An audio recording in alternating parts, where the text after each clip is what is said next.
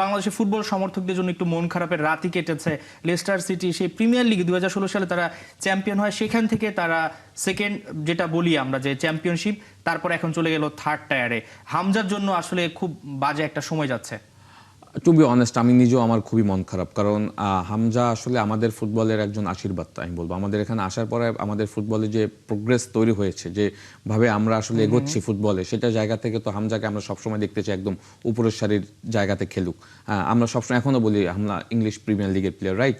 তো সেখান থেকে তো সে এখন থার্ড টায়ারে চলে গেছে তার লেস্টার সিটি, সেটা তো আসলে আমাদের জন্য খুবই দুঃখজনক। লাস্ট নাইট আপনি দেখেন হাল সিটির সাথে ম্যাচটা জিতলেও কিন্তু তাদের একটা সুযোগ থাকতো, সেখানে 2-2 ড্র হয়ে কিন্তু অলরেডি রেলিগেটেড হয়ে গেছে। এবং থার্ড টায়ারে হামজা দেওয়ান চৌধুরীর মতো প্লেয়ার খেলবে, এটা তো আসলে আমরা যারা বাংলাদেশি রয়েছে সেটা তো আসলে চিন্তা করতে পারি না। আই হোপ সে হয়তো সে নিজেও অনেক কষ্ট পেয়েছে, এবং আমি ভিডিওটা দেখেছিলাম, সে কাঁদতেছিল। তো সেই জায়গা থেকে আসলে এখন প্রফেশনাল প্লেয়ার, আসলে আপনাকে সবকিছু মেনে নিতে হবে।